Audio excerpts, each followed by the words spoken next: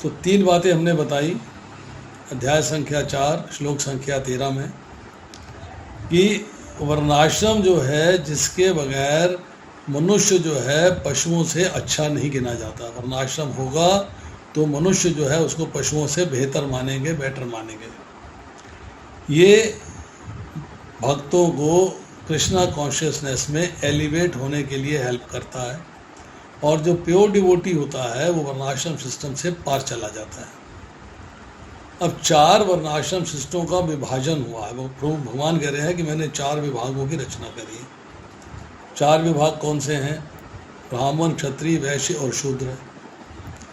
हम लोग आज के समाज के अंदर ब्राह्मण उसे मानते हैं जो ब्राह्मण घर में जन्म लिया है, क्षत्रिय मानते हैं जो क्षत्रिय घर में जन्म लिया है, वैश्य मानते हैं जो वैश्य घर में जन्म लिया है, शूद्र मानते हैं जो शूद्र घर में जन्म लिया है।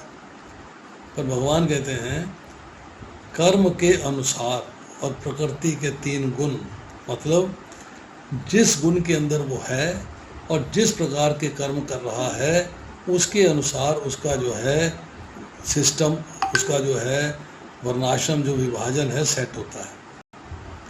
जैसे एक व्यक्ति जो है सतोगुण प्रधान है, सतोगुण, उसने जो है सारे काम सत्योगुण में करता है, सतोगुण में करता है और कर्म करता है जो कि एक भगवान को जानने के हैं, जो ब्राह्मण के कर्तव्य दिए हुए हैं भगवद गीता में उनका पालन करता है, तो वो ब्राह्मण है, चाहे किसी घर में जन्म ले ले, चाहे वो आज के समाज के हिसाब से क्षत्रिय के घर में जन्म ले ले, वैश्य के घर में जन्म ले ले या शूद्र के घर में जन्म ले ले। अगर वो ब्राह्मण के जो कर्म हैं, जो कर्तव्य हैं उनका पालन करता है और सत्वगुण में रहता है, शूद्र तमोगुण में थे, तमोगुण में नहीं है, तो सत्वगुण में रहता है, तो उसको ब्राह्मण मानना चाहिए। इसी तरह सतोगुण भी है और रजोगुण भी है। जैसे अगर मान लीजिए हम जो है इसको 3+ का कैटेगरी देते हैं, 3+, तो पहले वाले में सतोगुण में 3+ थे। इस क्षत्रिय के अंदर जो है रजोगुण के 2+ हैं, सतोगुण का 1+ है, मतलब रजोगुण में मिश्रित है सतोगुण, 2:1 की रेशो है। और क्षत्रिय का कार्य करता है जैसे भगवद गीता के 18वें अध्याय में दिए गए हैं, तो चाहे वो किसी भी घर में जन्म ले उसको क्षत्रिय मानना चाहिए। इसी तरह अगर रजोगुण के 2 अंश हैं और तमोगुण का 1 अंश है, मतलब रजोगुण 2+ है और तमोगुण 1+ है, 2:1 की रेशो है, तो वो वैश्य मानना चाहिए, प्रोवाइडेड कि वैश्य के कर्म भी करता है जैसे भगवद गीता में दिए गए हैं। और तमोगुण के अंदर जो है 3+ जो हैं वो 3+ तमोगुण के हैं, वो चाहे ब्राह्मण घर में जन्म ले तो भी शूद्र कहलाएगा, अगर वो क्षत्रिय में घर में जन्म ले तो भी शूद्र कहलाएगा, अगर वो वैश्य घर में जन्म ले तब भी शूद्र कराएगा, और कार्य वो शूद्र का भगवद गीता के अनुसार कर रहा है और पूर्णतः तमोगुण में है। ये बात आज के युग में लोग समझ नहीं पाते, ना समझते हैं ना समझना चाहते हैं। अब कहीं कहीं शास्त्र में उल्लेख मिलता है कि क्या जो मनुष्य है वही ब्राह्मण, क्षत्रिय, वैश्य और शूद्र है? नहीं, शास्त्र में उल्लेख मिलता है कि अगर पक्षी है, अगर वो कबूतर है, बहुत शांत स्वभाव का होता है तो उसको ब्राह्मण मानते हैं, अगर बाज है तो अटैकिंग होता है तो उसको क्षत्रिय मानते हैं, चील है छीनने वाली होती है उसको वैश्य मानते हैं, और कौवा है उसको शूद्र माना गया है। इस तरह वृक्षों में पीपल ब्राह्मण है, नीम क्षत्रिय है, इमली वैश्य है और पीपल शूद्र। आवाज़ बंद कर दीजिए प्रभु जी अपनी। किसकी आवाज़ है ये?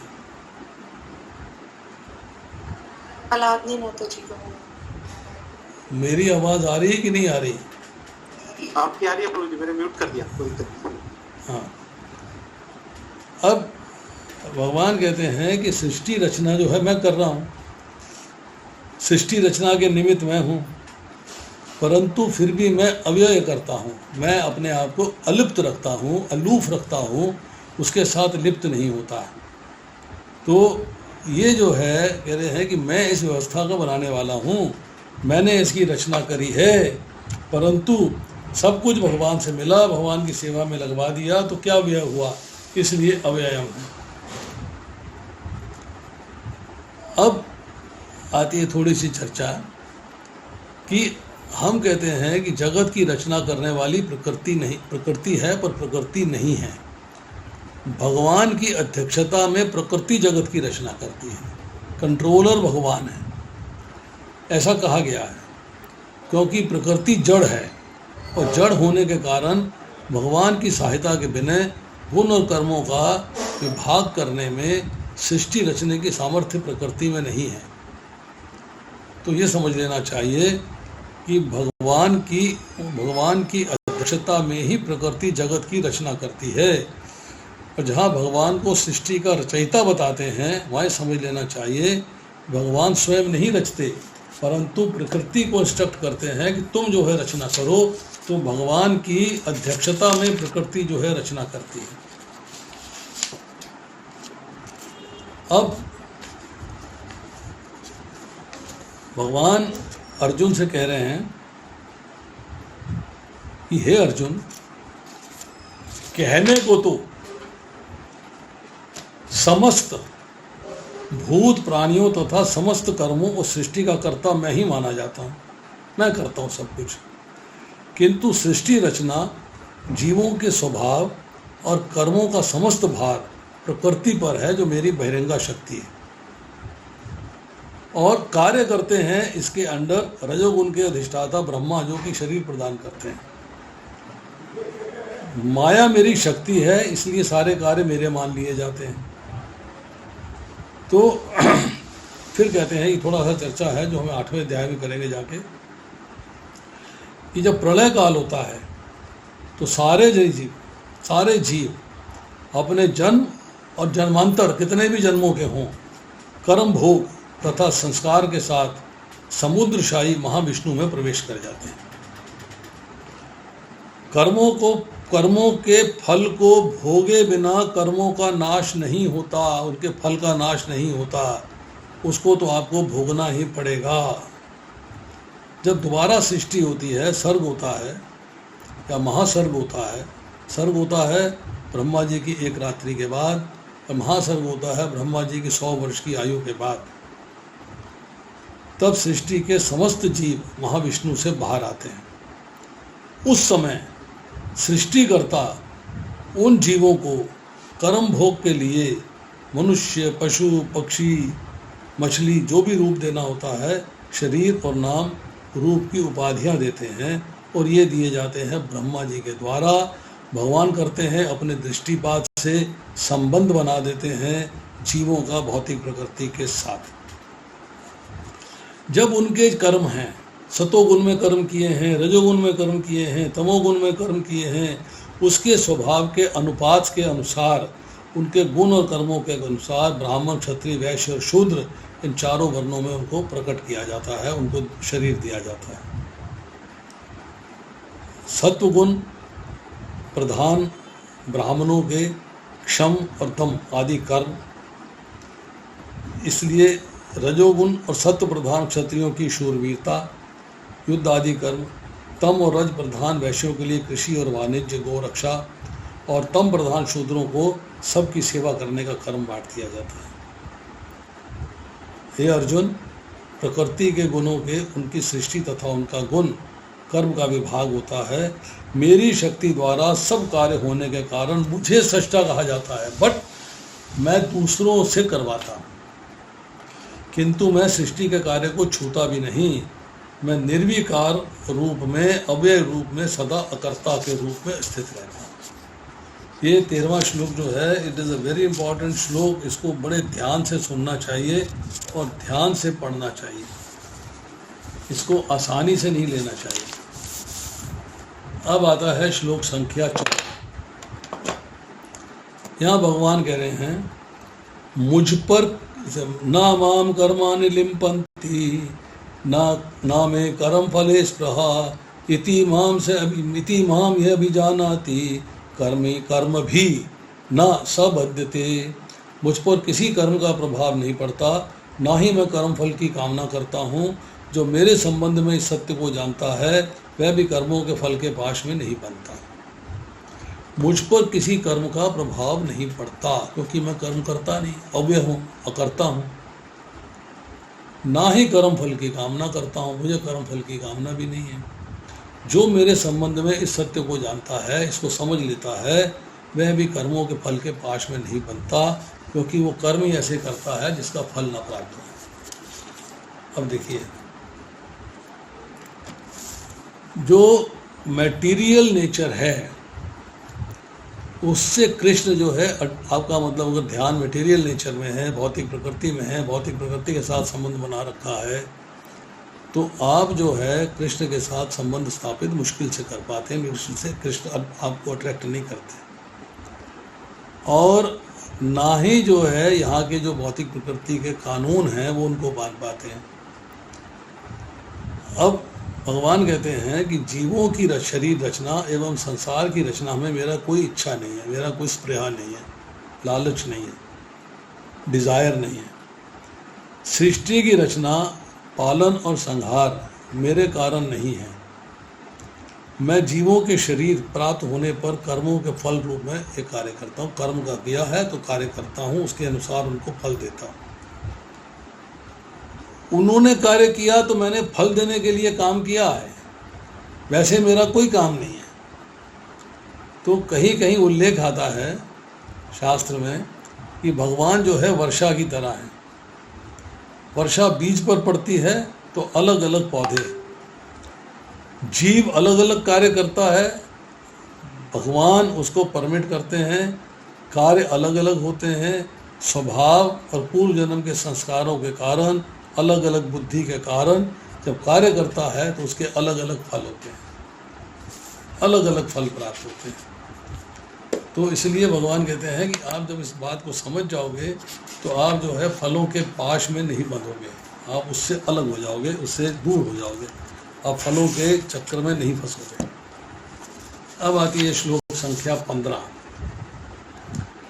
एवं ज्ञात्वा कृतं कर्म पूर्वे अपि मुमुक्षुभिः कुरु कर्म एव तस्मात् पूर्वे पूर्वतरम कृतम।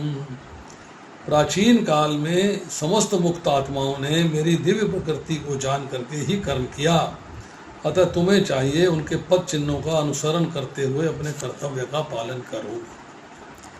मुमुक्षु का अर्थ क्या है? मुक्त आत्माएं, इसका अर्थ क्या है? जन्म मरण रूप संसार है ये, इसके बंधन से मुक्त होकर भगवान को प्राप्त करने वाला, मतलब जो व्यक्ति इस भौतिक संसार में रहते हुए, भौतिक प्रकृति में रहते हुए संसार बंधन से मुक्त होने का प्रयास करता है, उनको प्राप्त करता है, उसको मुमुक्षु कहते हैं। जो संसारिक भोगों को दुखमय और क्षण भंगुर समझकर उनसे विरक्त हो गया है और भगवान पे आसक्त हो गया है, उसे इस लोक की या परलोक में अंदर कोई इच्छा नहीं है इंद्र तृप्ति की, अपने आनंद की, अपने सुख भोग की। उसकी एक ही इच्छा है केवल भगवान की सेवा करने की, उसको मुक्त आत्मा या मुमुक्षु कहते हैं। अब अर्जुन की पोजीशन क्या है? अर्जुन जो है कर्म बंधन के भय से रूप धर्म का त्याग करना चाहते हैं।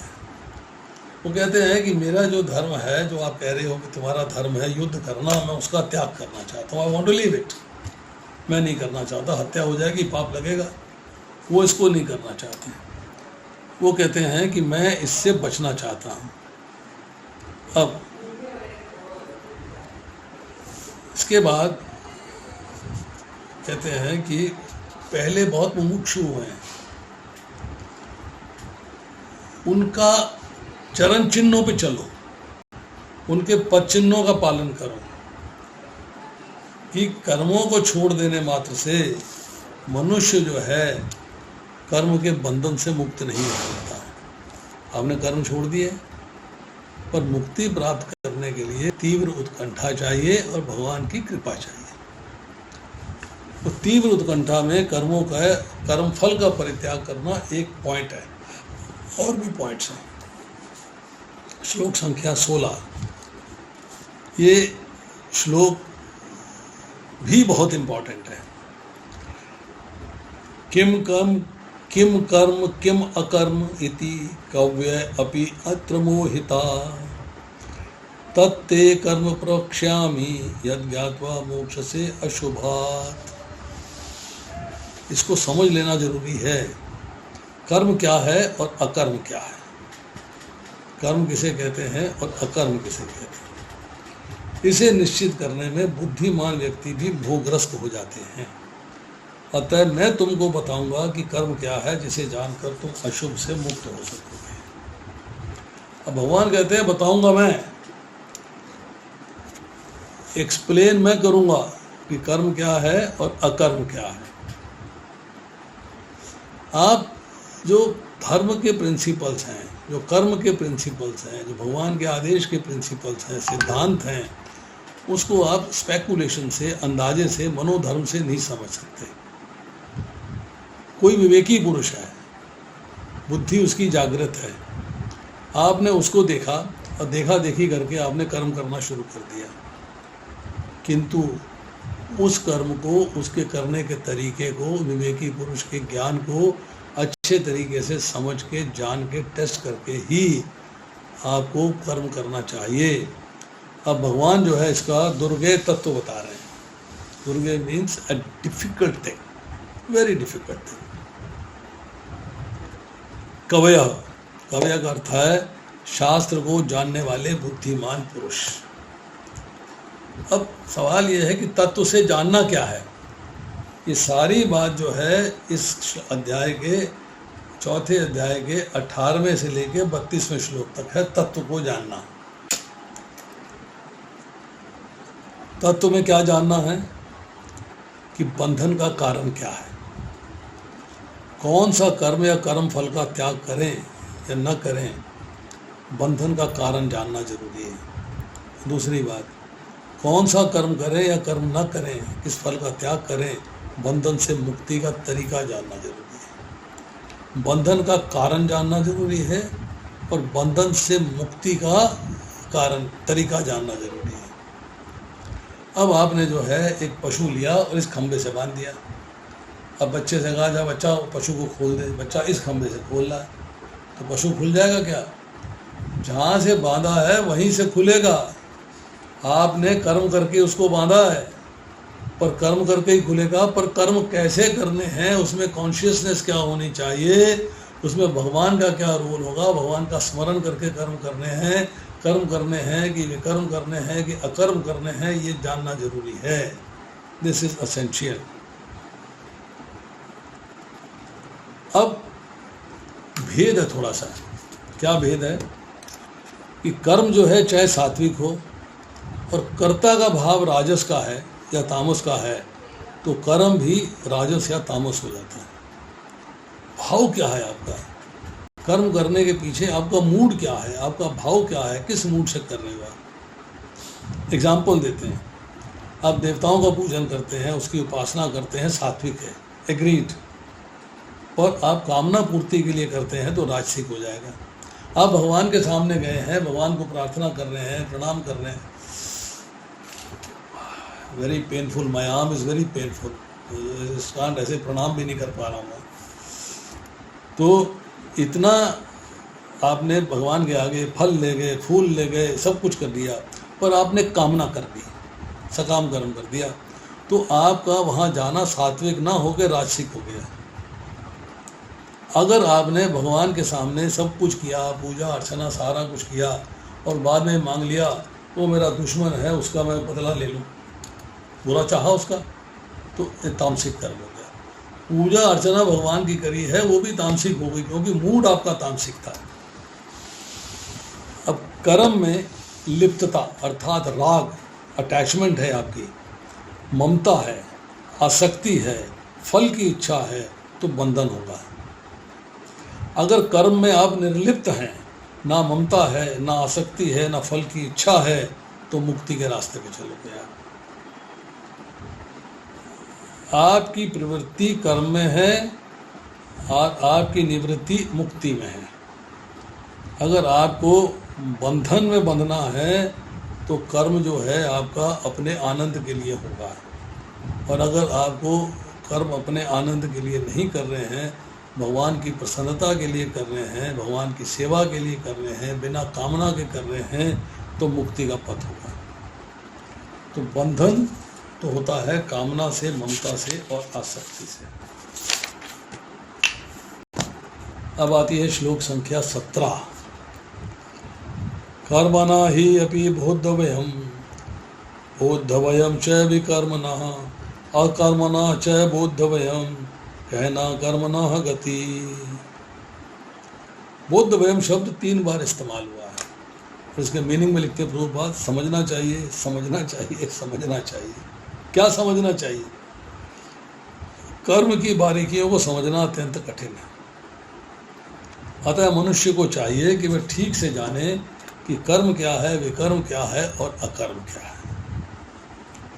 कर्म मीमांसा भगवत भक्ति के अंदर भगवत गीता में सबसे इम्पोर्टेंट पॉइंट है, मोस्ट इम्पोर्टेंट।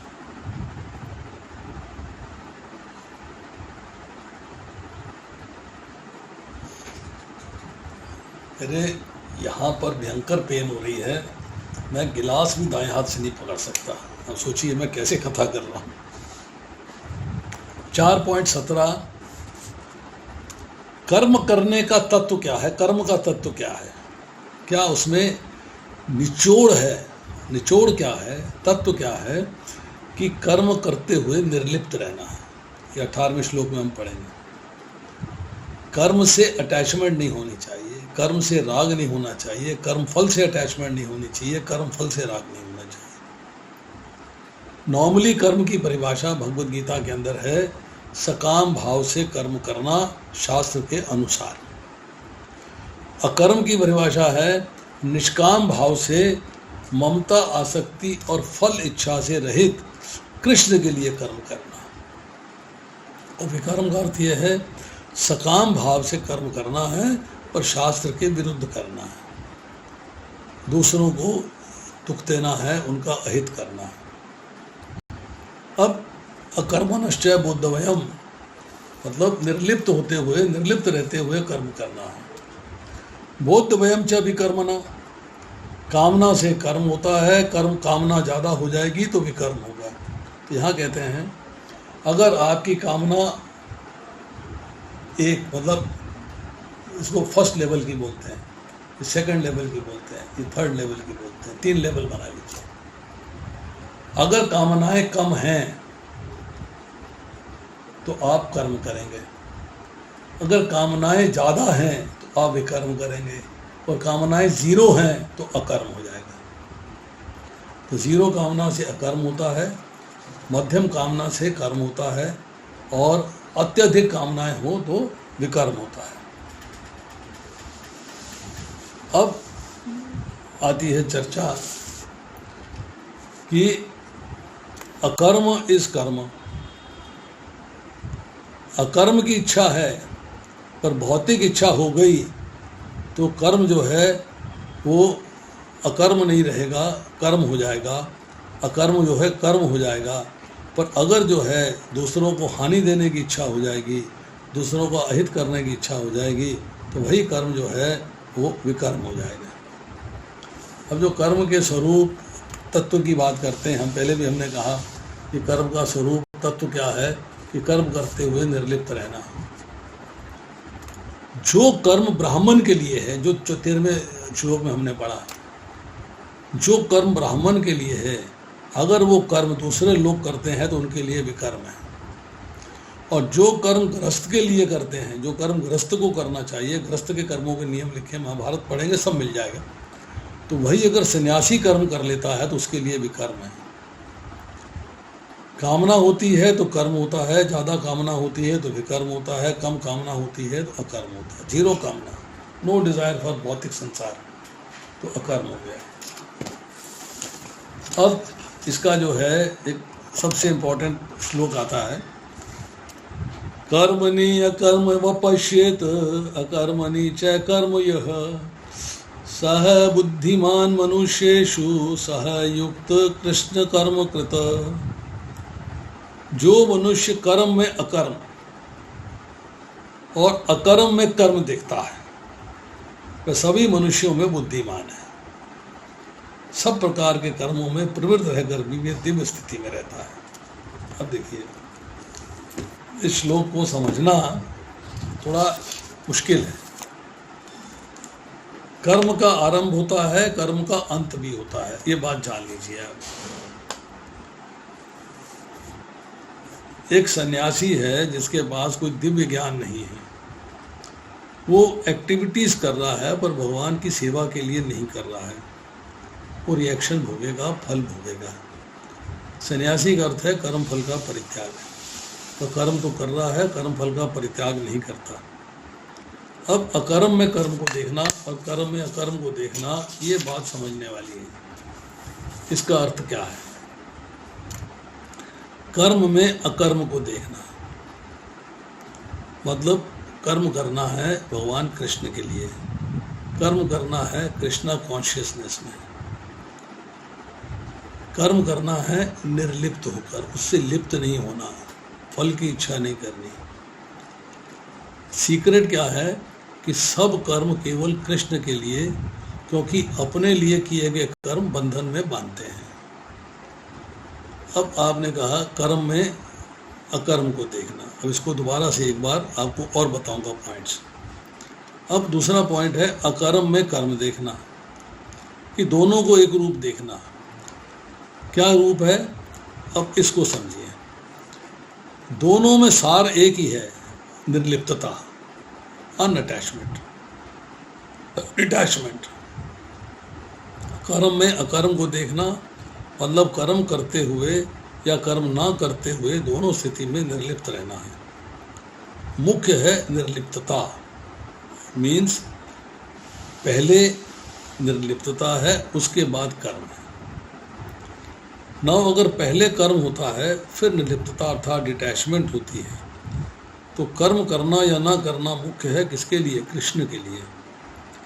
तो अब कर्म में अकर्म को देखना क्या है और अकर्म में कर्म को देखना क्या है, इसको अब शॉर्ट में समझ लीजिए। मैं एक प्रश्न करता हूं, किसी से भी करता हूं, मैं भावना जी से प्रश्न करता हूं, भावना जी आप बताइए कि आप कैसे कर्म करती हैं? एक लाइन में कैसे कर्म करते हो? कैसे कर्म करती, एक लाइन में बताना। दूसरी लाइन नहीं यूज कर रहे। अभी तो मिश्रित कर्म चल रहे हैं प्रभु जी, कुछ कृष्णा जी को करके और कुछ भौतिक के लिए, दोनों ही चल रहे हैं अभी तो। अभी एक तरफ नहीं हो पाए, मिश्रित से है। ठीक है, अब अगर आपको ये समझ में आ जाए कि मैं कोई भी कार्य करूं, वो कार्य में मुझे पहले ये देखना है वो मेरे लिए है या भगवान के लिए है। मतलब अपने एंजॉयमेंट के लिए, अपने आनंद के लिए, अपनी खुशी के लिए कर्म ना करके केवल मैं भगवान के लिए कर्म करती हूँ। तो आपसे पूछा जाए कि आपके कर्म क्या हैं, बोले मेरे कर्म तो भगवान के लिए होते हैं। अरे भगवान के लिए भोग बनाती हूँ, खाना मुझे मिल जाता है, प्रसाद मिल जाता है, मैं तो कार्य भगवान के लिए करती हूँ। मेरा घर भगवान का मंदिर है, इसकी सफाई करती हूँ, भगवान के मंदिर की सफाई करती हूँ। झाड़ू पोछा करती हूँ, भगवान के मंदिर का झाड़ू पोछा होता है। किचन मेंटेन करती हूँ, भगवान की किचन है वो मेंटेन होती है। डिटी वर्शिप करती हूँ, मतलब आप जो भी कार्य करती हैं भगवान के लिए करती हैं। तो आपके कर्म क्या हैं? भगवान के लिए। इसका मतलब कर्म ही अकर्म हो गए, कर्म नहीं रहे, सारे अकर्म हो गए। अब मैं आपसे सवाल करता हूँ कि क्या आप अकर्म समझती हैं? बोला हाँ समझती हूँ। अकर्म क्या है? भगवान के लिए कार्य करना। तो कर्म करती हैं ना, सारे कार्य भगवान के लिए करती हूँ। तो जब आपसे पूछा जाएगा आपके कर्म क्या हैं, तो मेरे कर्म तो मेरे अकर्म है, और मैं तो कुछ करती नहीं अपने लिए, अपने एंजॉयमेंट के लिए तो कुछ करती नहीं, मैं तो सारे कार्य भगवान के लिए करती हूँ। तो आपका कर्म ही अकर्म है और अकर्म ही कर्म है। आपका कर्म ही अकर्म है और अकर्म ही कर्म है, ये बात आपने समझ ली। अब कर्म करते हुए अहंकार, ममता, फल की इच्छा का त्याग किया हुआ है, तो वो कर्म जो है अकर्म हो जाता है। इस रहस्य को समझना है कि कर्म में अकर्म को देखना है और अकर्म में कर्म को देखना है। ये बात आपको अंडरस्टैंड करनी है। अब कई बार हम कहते हैं कि हमें कर्म के फल का त्याग करना है, तो एक त्याग सात्विक है, एक राजसिक है, एक तामसिक है। तो अगर जो है आप राजसिक त्याग करते हैं कि दुख हो गया, क्लेश हो गया, चलो कार्य नहीं करते, कर्म नहीं करते, तामसिक त्याग करते हैं, मोह है, आलस्य है, प्रमाद है, इसलिए कर्म नहीं करते, नहीं। सात्विक कर्म क्या है कि आपको केवल कृष्ण की आनंद के लिए, उनकी प्रसन्नता के लिए कार्य करने हैं, अपनी सारी ड्यूटीज़ परफॉर्म करनी है, केंद्र में कृष्ण होने चाहिए। जिस दिन ये समझ जाएंगे आपका भाव जो है वो बदल जाएगा। अब आती है, हम करते हैं श्लोक संख्या 19। यस्य सर्वे समारंभा काम संकल्प वर्जितः ज्ञान अग्नि दग्ध कर्माणम तमाहो पंडितम बुद्धा। जिस व्यक्ति का प्रत्येक प्रयास, उद्यम, प्रयास मतलब उद्यम, इंद्र तृप्ति की कामना से रहित होता है, अपने लिए कोई इंद्र तृप्ति की कामना नहीं है, उसे पूर्ण ज्ञानी समझा जाता है। He is pure in knowledge. उसे ही साधु पुरुष ऐसा करता कहते हैं जिसने पूर्ण ज्ञान की अग्नि से कर्म फलों को भस्मसात कर दिया है। यही बात अब चौथे अध्याय के 37वें श्लोक में भी पढ़ेंगे। अग्नि से, किसकी अग्नि से? पूर्ण ज्ञान की अग्नि से, तत्व की अग्नि से, कर्म के तत्व की अग्नि से। आपको पूर्ण ज्ञान हो गया कृष्ण के बारे में, आपको पूर्ण ज्ञान हो गया कर्म के बारे में, आपको पूर्ण ज्ञान हो गया भौतिक संसार से कृष्ण का क्या संबंध है और हमारा कृष्ण के साथ क्या संबंध है, पूर्ण ज्ञान आपने प्राप्त कर लिया है। अब ऐसा व्यक्ति जो है जब ज्ञान प्राप्त कर लेता है और भक्ति योग में लग जाता है, तब उसने अपने कर्म फलों को समाप्त कर लिया है, भस्मसात कर दिया। संकल्प में क्या होता है? संकल्प में होता है विषयों का चिंतन, बार बार याद आता है, अच्छे होते हैं, हाँ बहुत अच्छा है, तो आसक्ति हो जाती है, तो आपकी बुद्धि जो है संकल्प होकर उनसे अटैच हो जाती है, संकल्प कर लेती है ये चाहिए। संकल्प मीन्स डिटर्मिनेशन, ये मुझे चाहिए। विकल्प का मतलब क्या है कि विषय पदार्थ हानिकारक हैं, they are not good for me, अच्छे नहीं हैं, सो डिज़र्व नहीं करती मेरी बुद्धि, मैं बुद्धि से उसको रिजेक्ट कर देता हूँ, तो उसको विकल्प कहते हैं, छोड़ दिया। अब संकल्प और विकल्प दोनों बुद्धि में होते हैं, बुद्धि डिसाइड करती है संकल्प है कि विकल्प है। जब विकल्प मिट जाता है, केवल संकल्प रह जाता है, तो कामना हो जाती है, क्योंकि आपको चीज़ नहीं चाहिए तो कामना खत्म हो गई, तो विकल्प खत्म हो गया। पर संकल्प है कि चीज़ चाहिए, आसक्ति हो गई, इसलिए आपकी कामना हो गई। अब जो कर्म योग करके पुरुष सिद्ध हो जाता है, उसमें ना तो संकल्प होता है और ना ही कामना होती है, दोनों में से कुछ भी नहीं होता।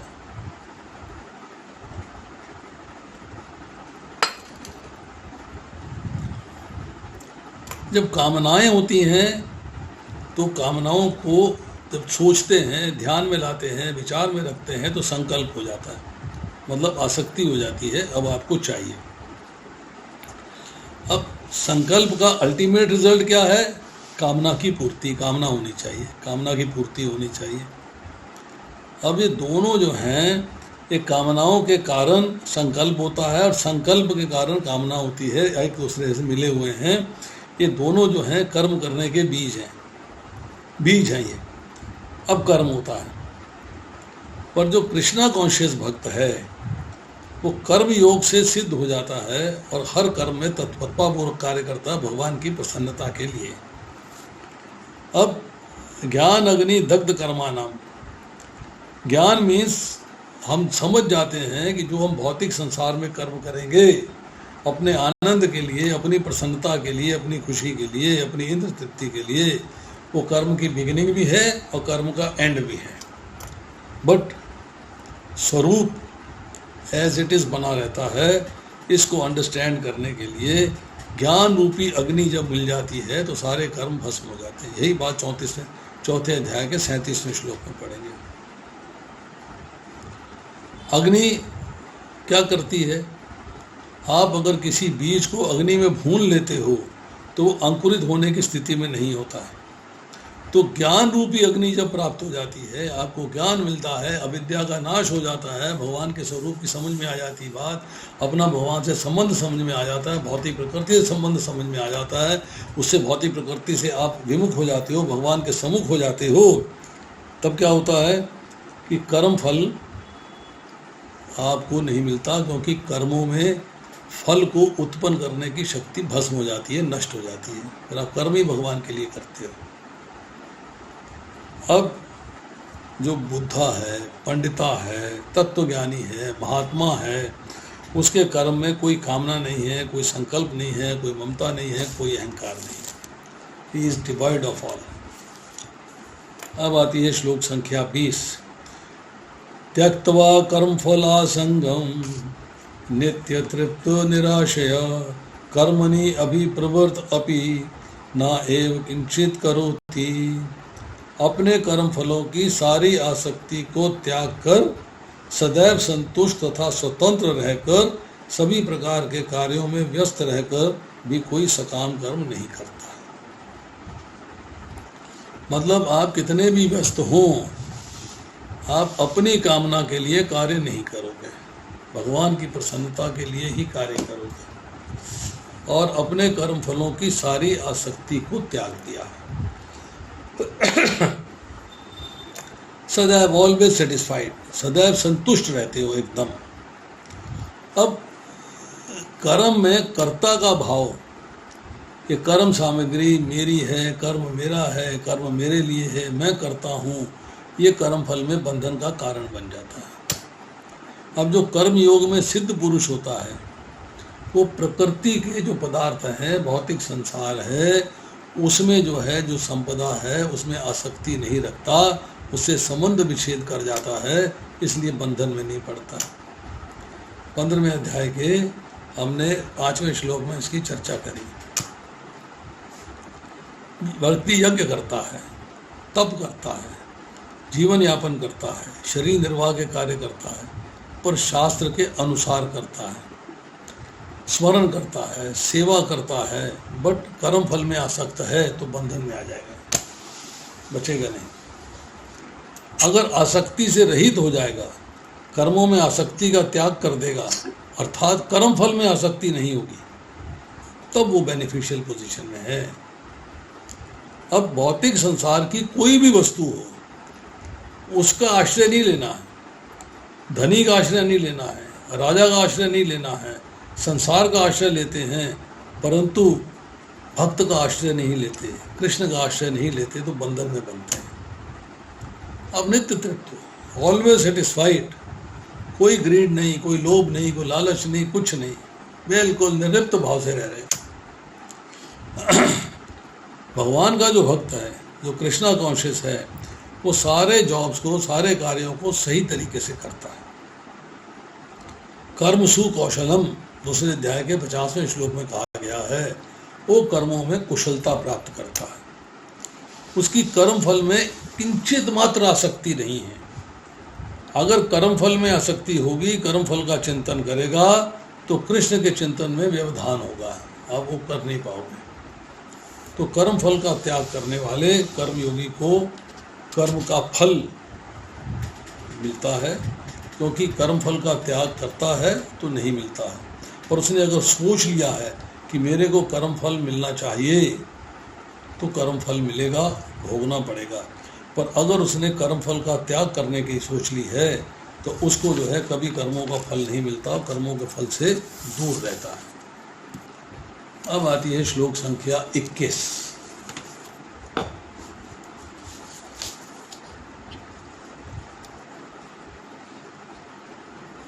चलिए करते हैं। निराशीयत चित्तात्मा त्यक्त सर्व परिग्रह शरीरम केवलम कर्म कुर्वन् आपनोति किल्बिषम्। ऐसा ज्ञानी पुरुष पूर्ण रूप से संयमित मन तथा बुद्धि से कार्य करता है, अपनी संपत्ति के सारे स्वामित्व को त्याग देता है और केवल शरीर निर्वाह के लिए कर्म करता है। इस तरह कार्य करता हुआ वे पाप रूपी फलों से प्रभावित नहीं होता। ज्ञान प्राप्त हो गया, अज्ञान का नाश हो गया, उसके बाद वो अपने मन को संयमित कर देता है आप स्थिर बुद्धि हो जाता है, जैसे कि हमने दूसरे अध्याय में पढ़ा। मन कक्ष में कर लिया, बुद्धि वश में कर ली, संयमित मन और संयमित बुद्धि से कार्य करता है। मैं स्वामी हूँ, इस स्वामित्व के भाव को त्याग देता है। समान है मेरे पास, पर मैं स्वामी हूँ, इसका स्वामित्व का जो भाव है उसको त्याग देता है, और केवल शरीर के या चलाने के लिए जो कर्म चाहिए वो करता है, बस। इस तरह में कभी भी पाप रूपी फलों से प्रभावित नहीं होता। मतलब यहाँ पर जो है, जो निवृत्ति परायण कर्म योगी साधक है, उसके साधक के कर्मों की निर्लिप्तता का वर्णन हो रहा है। निराशी मतलब जिसमें आशा नहीं। प्रभु जी अपना ऑडियो ऑफ कर लीजिएगा प्लीज, किसी का ऑडियो ऑन हो गया। ठीक है। जो कर्मयोगी होता है उसमें भोग प्राप्ति की किंचित मात्र भी इच्छा नहीं है, कोई आशा नहीं है, इसलिए निराशी है।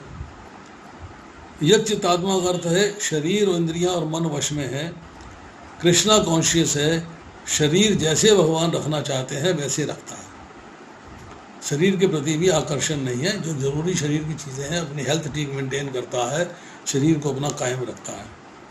जिसकी किसी वस्तु में ममता नहीं है, जिसने समस्त भोग सामग्रियों का भली भांति त्याग दिया है, उसको कहते हैं त्यक्त सर्व परिग्रह। अब परिग्रह शब्द जो है ध्यान योगी के लिए 6ठे अध्याय के 10वें श्लोक में आएगा, और ज्ञान योगी के लिए 18वें अध्याय के 53वें श्लोक में आएगा।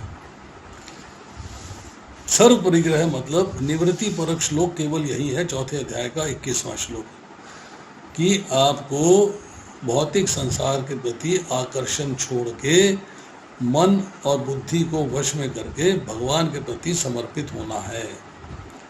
शौच, स्नान, खान पान, शयन आदि कर्म तो आपको करने हैं क्योंकि आपके लिए जरूरी हैं। यज्ञ, दान, तपस्या ये कर्म भी करने हैं, आपके लिए जरूरी हैं। पर कृष्णा कॉन्शियस पर्सन जो है केवल कृष्ण के लिए कार्य करता है, और उसको कर्म के फल नहीं मिलते, क्योंकि उसने अपने लिए तो कार्य किया ही नहीं, अपने लिए तो कुछ किया ही नहीं। अब आती है श्लोक संख्या 22। यच्छलाभ संतुष्टा द्वंद अतीत विमत्सरा समासिद्धो असिद्धो च कृत्वा अपि न विनिबध्यते। जो स्वतः होने वाले लाभ से संतुष्ट रहता है, जो दैव भाव से मुक्त है, जो ईर्ष्या नहीं करता, सफलता तथा असफलता दोनों में स्थिर रहता है, वे कर्म करता हुआ कभी बंधता नहीं। मतलब जो भगवान ने दे दिया पूर्व जन्म के कर्मों के अनुसार, जो आपके फल थे आपको मिल गए, आप उससे संतुष्ट हो। द्वैत भाव से हर्ष, शोक, लाभ, हानि इनसे दूर हो, आप इनसे मुक्त हो, किसी से ईर्ष्या नहीं करते। सफलता मिले चाहे असफलता मिले, स्थिति अनुकूल हो या प्रतिकूल हो, दोनों में आप बैलेंस रहते हो, स्थिर रहते हो। ऐसा व्यक्ति जब कर्म करता है तब वो बनता नहीं। अब क्या है कि आपको इच्छा नहीं है, अनिच्छा से या प्रारब्ध के अनुसार अनुकूल या प्रतिकूल पदार्थ की प्राप्ति होती है, आप उसे स्वीकार कर लेते हो। पर अगर अनुकूल पदार्थ नहीं मिलता,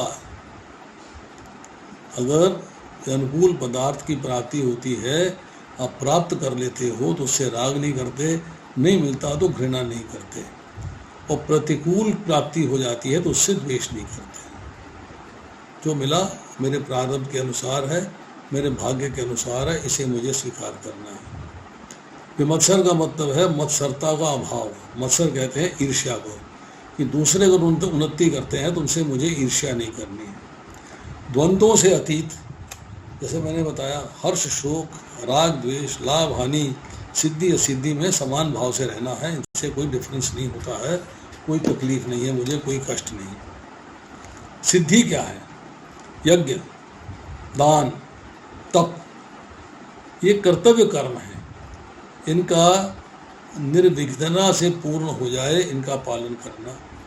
असिद्धि का मतलब है यज्ञ, दान, तपस्या जो कर्तव्य कर्म है इनका पूरा ना होना। सिद्धि में हर्ष, आसक्ति, असिद्धि में दोष और घृणा नहीं, सम भाव से रहना है, समान भाव से रहना है। अब उसने कहा कि सार क्या है कि आपको वस्त्र प्राप्त करने हैं, भोजन प्राप्त करना है, जो उपलब्ध हो रहा है आपकी सामर्थ्य के अनुसार है, आपके भाग्य आपके प्रारब्ध के अनुसार मिलना है, उसको स्वीकार कर लेना। उसके लिए एक्स्ट्रा एफर्ट्स नहीं करने, मेरे को बॉडी की मेंटेनेंस के लिए भी एक्स्ट्रा एफर्ट्स नहीं करने, जो कि जैसे ब्यूटी पार्लर जाना है वो ब्यूटी बॉडी की मेंटेनेंस है वो भी नहीं जाना। One should avoid. घर में तैयार हो जाइए, बाहर जाके सजना संवरना तो भगवान को भूले अपने आप को संवार रहे हैं, गलत है। और कर्म योगी कर्म करते हुए भी नहीं बनता, because he works only for Krishna. अब आती है श्लोक संख्या 23। ये जो श्लोक है 23 ऑनवर्ड्स, ये जो है आप पढ़िएगा, they are very difficult to understand. कहाँ तक है ये? 33 तक। 33 तक के श्लोक जो हैं कठिन है। इनको भी इसी तरीके से करेंगे डिटेल में। आज हमने जो है 13 से लेके 22 तक किए हैं। 13, 14, 15, 16, 17, 18, 19, 20, 21 और 22 10 श्लोक किए हैं हमने आज, और 5-6 श्लोक 10 श्लोक अगली बार करेंगे। आज इतना ही, शेष फिर। अगर किसी का कोई प्रश्न है, अब देख रहे हैं कि मैं बोतल का ढक्कन भी नहीं खोल पा रहा दाएं हाथ से, इतना पेनफुल है मेरा दाएं बाजू। बट ठाकुर जी प्रभु जी दाया बाजू में कुछ हुआ और ऐसे ही बॉडी पेन? ये माता जी ये जगह पेनफुल है, ये वाली मसल थी बहुत पेनफुल है। ये इस पे इतना पेन है कि मैं कोई काम नहीं कर सकता। प्रभु जी इसका एक्सरे कराओ ना। एक्सरे कराएंगे कल। आप तो डॉक्टर हो, आपको तो अपने आप ज्यादा केयर करनी है, एडवाइस की जरूरत ही नहीं है। माता जी क्या बताएं, ऐसा है जब ये समझ लीजिएगा कि जब जाने का टाइम आ जाता है ना तब बीमारियां घर कर लेती हैं। ऐसा नहीं है, हो सकता है प्रभु के अंदर कोई स्वेलिंग होगी। स्वेलिंग कुछ नहीं है, मसल में पेन है, हड्डी में पेन नहीं है, मसल में पेन है। मसल जरा सी मूव करती है तो पेनफुल है, बहुत पेनफुल है।